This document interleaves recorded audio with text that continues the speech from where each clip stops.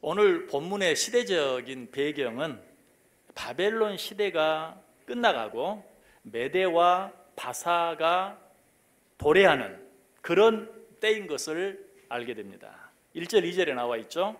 메대 족속 아하수에로의 아들 다리오가 갈대아 나라 왕으로 세움을 받던 첫 해, 곧 그 통치 원년에, 바로 이때 다니엘은 하나님께서 예레미야 선지자를 통해 주신 말씀, 그러니까 예레미야서의 말씀이죠. 이 예레미야서의 말씀을 통해 중요한 한 가지 사실을 깨닫게 됩니다. 그게 뭐냐면, 바벨론 시대가 끝나가기 때문에 이제 바벨론 포로 생활도 곧 끝나게 되는구나. 보다 구체적으로 바벨론에서 70년간 포로 생활한다고 했는데 이제 거의 67년이 지나갔으니 이제 3년 정도만 지나면 곧 이 포로에서 해방되게 되겠구나 하는 사실을 깨달아요. 그것만 깨달은 게 아니, 다니엘은 이 예언의 말씀을 통해서 이러한 때에 우리가 무엇을 해야 할 것인가 하는 것도 함께 깨닫게 됩니다. 그것이 무엇이었습니까? 예레미야서 29장에 보면 나오는데요, 우리 같이 한번 성경을 읽어보겠습니다. 예레미야 29장 11절에서 13절까지 같이 읽습니다. 여호와의 말씀이니라. 너희를 향한 나의 생각을 내가 아나니 평안이요 재앙이 아니니라. 너희에게 미래와 희망을 주는 것이니라. 너희가 내게 부르짖으며 내게 와서 기도하면 내가 너희들의 기도를 들을 것이요 너희가 온 마음으로 나를 구하면 나를 찾을 것이요 나를 만나리라. 하나님께서 이 예레미야 선지자를 통해서 이제 포로 생활이 70년이 지나면 다 끝나게 될 것이다 하는 것을 이야기해 주면서 더불어 뭐라고 말해요? 이러한 때에 너희가 내게 부르짖으면 내가 너희를 만나겠다. 너희가 온 간절한 마음으로 나를 구하면 너희가 나를 찾게 될 것이다 라고 말씀하고 있는 것을 봐요. 자, 이 말씀을 통해서 다니엘이 깨달은 게 뭘까요? 그것은 지금은 하나님께 부르짖어야 할 때이구나, 지금은 하나님께 기도해야 할 때이구나 하는 것을 깨달은 것이. 그리고 계속해서 그렇게 하면 어떻게 된다고 또 예레미야서가 이야기합니까? 계속해서 읽습니다. 예레미야서 29장 14절 말씀 같이 읽습니다. 이것은 여호와의 말씀이니라. 나는 너희들을 만날 것이며 너희를 포로된 중에서 다시 돌아오게 하되 내가 쫓아보내었던 나라들과 모든 곳에서 모아 사로잡혀 떠났던 그곳으로 돌아오게 하리라. 이것은 여호와의 말씀이니라. 너희가 이런 때에 나에게 기도하면, 부르짖으면, 나를 간절히 찾으면 내가 너희를 만나줄 뿐만 아니라 너희의 기도를 듣고 너희로 하여금 그 포로 생활을 마치고 너희의 고국으로 돌아오게 만들어 주겠다라고 말씀하고 있어요. 다니엘은 지금 이 여호와의 말씀을 읽고 이제 바벨론 포로 생활이 끝나게 될 날이 얼마 남았지 않았다는 사실, 그리고 이때야말로 하나님께 간절히 기도해야 할 때라는 사실을 깨닫게 된 것이. 깨닫기만 했습니까? 아니, 깨닫는 그 순간 그는 하나님께 기도하기로 결심해요. 오늘 보면 3절에 나오죠. 내가 금식하며 베옷을 입고 죄를 덮어쓰고 주 하나님께 기도하며 간구하기로 결심하고. 결심만 했습니까? 아니, 결심한 대로 곧바로 기도하기를 시작해요. 4절 보세요. 내 하나님 여호와께 기도하며 자복하여 이르기를 크시고 두려워할 주 하나님, 주를 사랑하고 주의 계명을 지키는 자를 위하여 언약을 지키고 그에게 인자를 베푸시는 이시여. 기도해야 할 때인 것을 깨닫고 기도하기로 결심하고 결심한 대로 곧바로 기도를 시작하는. 그런데 그 기도를 어떻게 시작합니까? 내 하나님 여호와께 기도하며 자복하여 이르기를. 하나님 앞에 기도하는데 제일 먼저 자복함으로, 무슨 말이죠?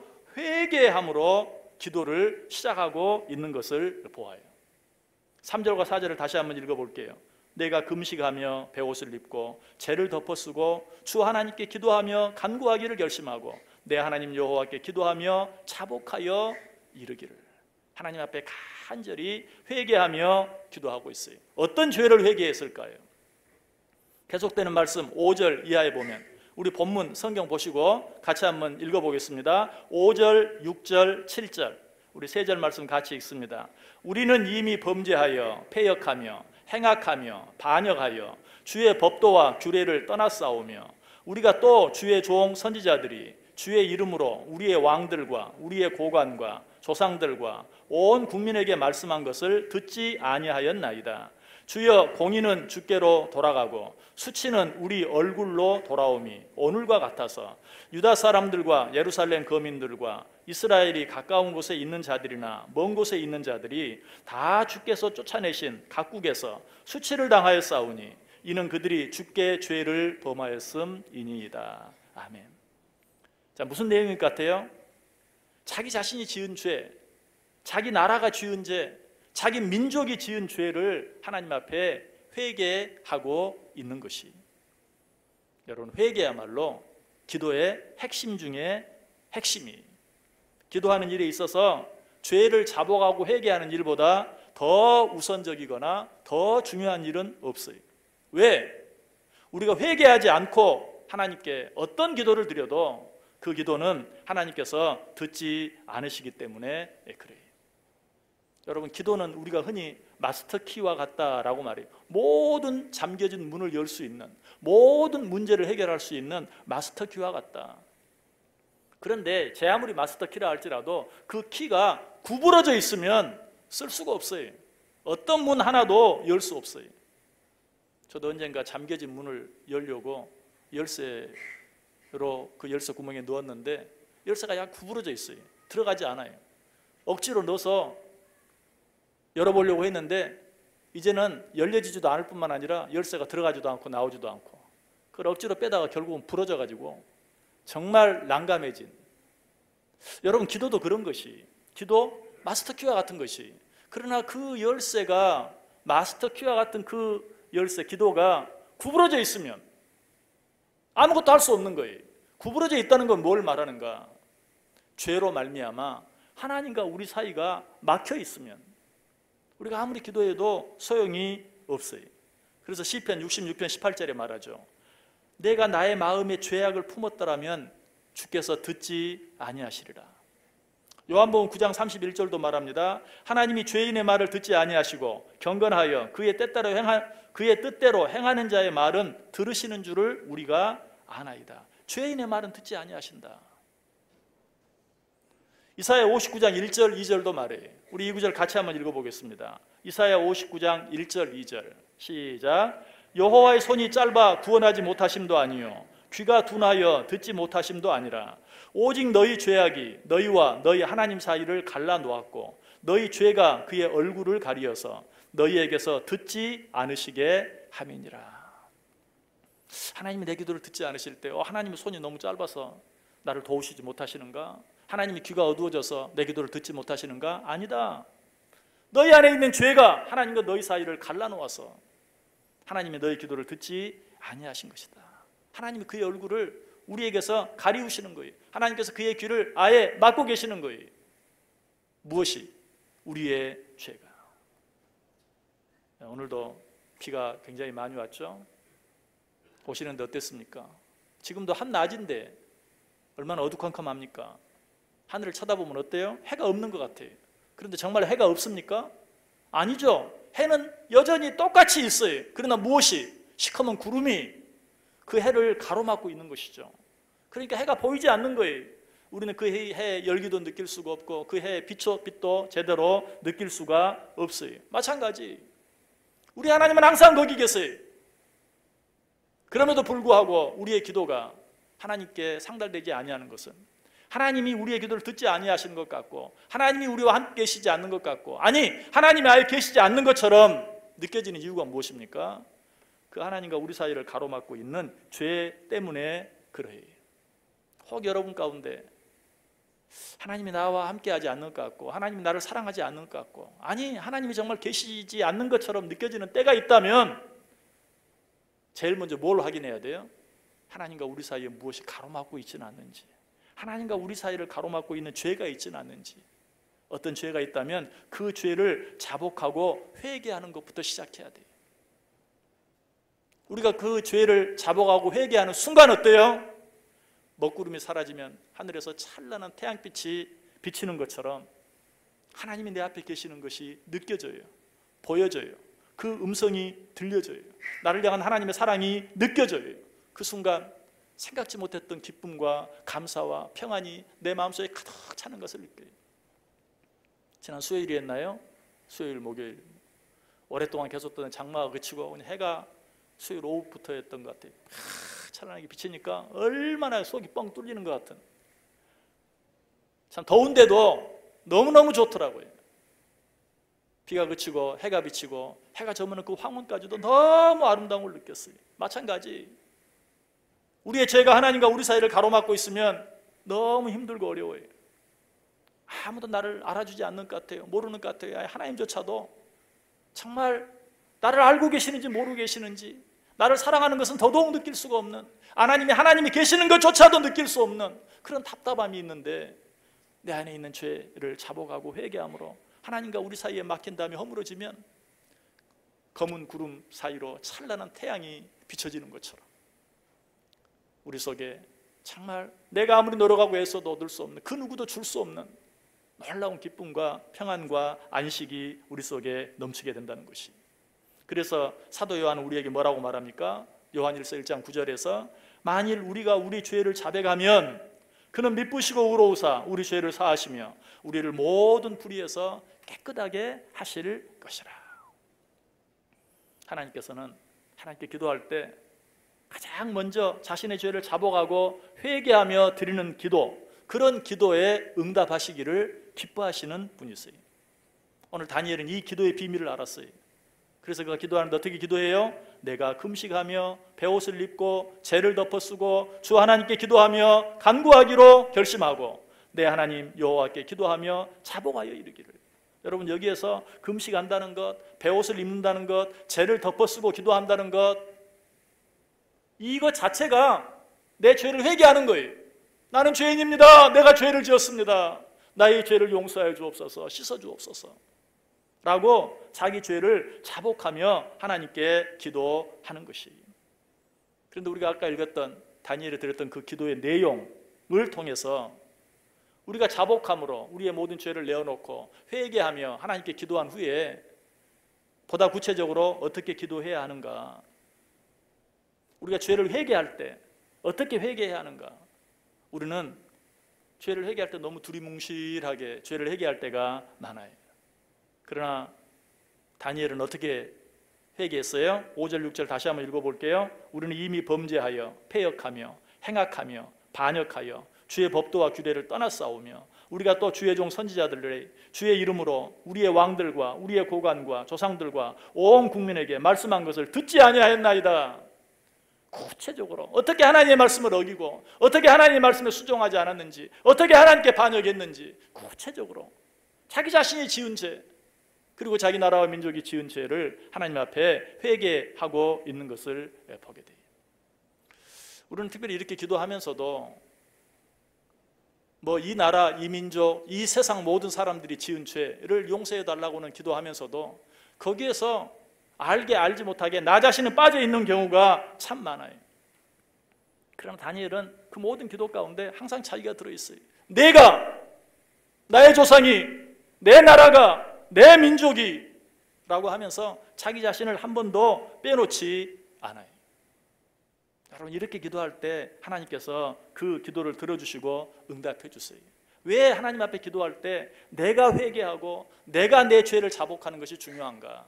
내가 누구를 위해 기도하든지 내가 무엇을 위해 기도하든지 하나님께서는 그 기도의 대상이 되는 사람보다도 그 기도를 하고 있는 사람을 보시기 때문에 그래요. 내가 누구를 위해서 기도하는데 내가 위에서 기도하는 그 사람은 그 기도의 응답을 받을 자격이 없어요. 그렇다 할지라도 하나님께서는 기도하는 나를 보시고 그 기도에 응답하시기도 하시고 응답하지 않기도 하신다는 거예요. 내가 하나님 앞에서 나의 죄를 온전히 자복하며 회개하며 기도하면, 내가 어떤 사람을 위해서 기도하는데 그 사람은 그 기도의 응답을 받을 자격이 없다 할지라도 하나님이 나를 보시고 그 기도를 들어주시고 응답해 주신다. 여러분, 이 사실을 우리는 누구를 통해 알게 됩니까? 아브라함과 그 조카 롯을 통해 알게 돼요. 아브라함이 조카 롯을 위해서 기도하죠. 조카 롯이 어디 살고 있었어요? 소돔과 고모라 땅. 그런데 그 소돔과 고모라 땅에 죄악이 가득한 것을 보고 하나님이 그 땅을 불로 심판하시겠다고 하시죠. 아브라함은 그때 조카 롯을 위해서 기도합니다. 얼마나 간절히 기도합니까? 하나님, 그 땅에서 의인 50을 찾으면 어떻게 하시겠습니까? 의인 45을 찾으면 어떻게 하겠습니까? 아니 40명을 찾으면 어떻게 하시겠습니까? 30명을 찾으면 어떻게 하시겠습니까? 20명을 찾으면 어떻게 하십니까? 주여 노하지 마시고 한 번만 더 기도를 들어주옵소서. 그 땅에서 10명을 찾으면 어떻게 하시겠습니까? 하나님께서 내가 용서하겠다, 멸하지 않겠다 라고 말씀하시죠. 하나님께서 이런 아브라함의 기도에 대해 어떻게 반응하시죠? 창세기 19장 29절에 보면 하나님이 그 지역의 성을 멸하실 때, 곧 롯이 거주하는 성을 엎으실 때에 하나님이 아브라함을 생각하사 롯을 그 엎으시는 중에서 내보내셨더라. 의인 10명이 없어서 소돔과 고모라는 멸망하게 돼요. 하나님의 징계를 받게 돼요. 그러나 그 가운데 누구는, 아브라함의 조카 롯은 누구 때문에? 아브라함의 기도 때문에 하나님이 아브라함을 생각하사 소돔과 고모라 땅을 멸하실 때에 롯을 그 땅에서 내보내셨더라. 롯은 어때요? 하나님의 기도 응답의 축복을 받을 자격이 없었어요. 롯은 여전히 죄악 가운데 있었어요. 소돔과 고모라에 살고 있는 다른 사람들과 똑같이 정말 말로 행할 수 없는 그런 죄 가운데 살고 있었어요. 그러나 누구의 기도로? 아브라함의 기도로 말미암아 하나님이 그 롯을 소돔과 고모라 땅에서 건져내신 것을 보게 돼요. 다니엘은 이 사실을 너무나 잘 알았어요. 그래서 오늘 다니엘이 드린 이 기도를 보면 한 번도 주여 저들이 범죄하였나이다, 저들을 용서해 주옵소서 라고 하지 아니하고 주여 내가 범죄하였나이다 라고 하나님께 기도하며 자기의 죄를 회개하고 자복하는 모습을 보게 돼요. 설령 자기 나라, 자기 민족이 죄를 지었다 할지라도 결국은 그것이 누구로 말미암아? 나로 말미암아. 나로부터 시작된 죄인 것을 우리가 인정하고 고백할 수 있어야 돼요. 그렇게 할 때 하나님은 우리의 기도를 들으시고 응답해 주세요. 오늘 다니엘이 그렇게 기도할 때 하나님이 그 기도에 어떻게 응답해 주셨습니까? 오늘 우리가 다 읽진 않았는데 23절 보세요. 오늘 본문 9장 23절 제가 읽습니다. 곧 내가 기도를 시작할 즈음에 명령이 내렸으므로 이제 내게 알리러 왔느니라. 너는 크게 은총을 입은 자라. 그런즉 너는 이 일을 생각하고 그 환상을 깨달을지니라. 그 앞에 보면 네가 기도를 시작할 즈음에 다니엘이 하나님 앞에 통회하고 자복하며 간절히 기도하기를 시작할 즈음에, 무슨 말이? 그 기도가 끝나기도 전에 하나님께서 그 기도를 들으시고 응답해 주셨다는 것이 왜 그러셨을까요? 왜 하나님께서 그렇게 급하게 그 기도가 끝나기도 전에 시작할 즈음에 그 기도를 들으시고 응답해 주셨을까요? 다니엘이 주여 나 때문입니다, 내 죄를 용서해 주옵소서 라고 하나님께 통회하며 자복하며 기도했을 때 하나님께서 그 기도가 채 끝나기도 전에, 그 기도가 시작하자마자 그래 내가 너와 내 백성들을 이 포로의 땅에서 건져내어 고국으로 돌아가게 해주겠다라고 응답해 주시는 것이, 여러분 이처럼 기도하는 사람이 어떤 마음, 어떤 태도로 기도하는가 하는 것은 중요해요. 여러분 혹시 나는 별로 기도하지도 않는데 그냥 별 문제가 없이 평안해, 이런 생각이 드시는 분이 있습니까? 여러분, 여러분을 위해서 누군가 간절히 기도하고 계신다는 사실을 깨달으시기 바랍니다. 무엇보다도 우리 주님께서 내 모든 죄를 대신 지시고 십자가에 달려 죽으신 주님께서 오늘도 하나님의 보좌 앞에서 우리를 위하여 간절히 기도하고 계신다는 사실을 깨달으시길 바라요. 나 때문입니다 라고 기도하는 그 사람의 기도, 하나님은 그런 기도를 기뻐하세요. 그렇게 기도하는 한 사람으로 말미암아 하나님은 그 가정을 축복하세요. 하나님은 그렇게 기도하는 한 사람으로 말미암아 한 교회를 축복하세요. 하나님은 그렇게 기도하는 한 사람으로 말미암아 한 나라와 민족을 축복하세요. 아니, 그렇게 기도하는 그 사람으로 말미암아 이 세상을 바꾸어 주시고 변화시켜 주시는 것이, 여러분 우리 입에서 떠나지 않는 말이 한마디 있죠. 너 때문이야. 늘 다른 사람 때문에, 부부간에는 당신 때문에, 남편 때문에, 아내 때문에, 부모와 자녀에서는 부모 때문에, 자녀 때문에, 교회 안에서는 목사 때문에, 장로 때문에, 권사 때문에, 아무개 집사 때문에 늘 다른 사람 핑계. 국가적으로는 어때요? 대통령 때문에, 아니 어떤 정당 때문에, 썩어빠진 국회의원들 때문에, 정부 때문에, 항상 다른 사람 때문에. 여러분 이런 거는 아무런 변화도 우리에게 주지 못해요. 요즘에 정말 저는 거리를 다니면서 그 정부 정당들이 붙인 현수막들을 보면서 참 답답해요. 다 너 때문에 네 잘못이야, 네 잘못이야. 하나도 뭐 앞으로 이렇게 하겠다는 얘기는 없고 너 때문에 네 잘못이라는. 이래가지고는 이 나라가 절대 바뀌지 않아요. 변화되지 않아요. 언제 바뀌어져요? 언제 변화되어져요? 나 때문입니다.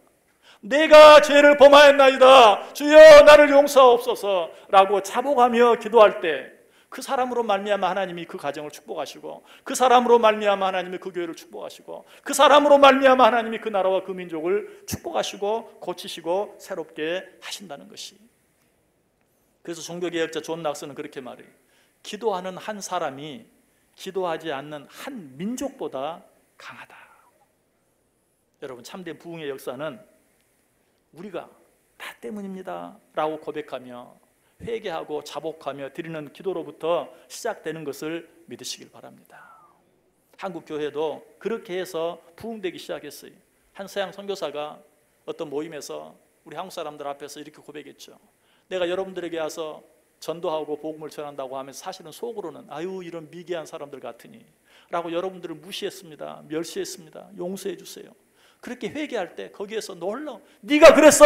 라고 화내는 게 아니라 거기에서부터 놀라운 성령의 역사가, 부흥의 역사가. 길선주 목사님도 그랬죠. 내가 사실은 어떤 사람에게 백냥을 꾼 적이 있었는데 그것을 내가 떼어 먹었습니다. 내가 이 시간에 갚습니다. 그것을 갚는 그 시간부터 놀라운 부흥의 역사가 일어났던 것을 보게 돼요. 제가 오늘 왜 이 말씀을 드리는지 아세요? 사실은 이 말씀을 지난 수요일에 드리려고 했어요. 제가 부목사님께 오늘 말씀 제목 본문 다니엘서 9장 1절부터 7절 자복함으로 기도하십시오. 다 먼저 보냈어요. 오늘 저녁 수요 말씀 기도의 제목입니다.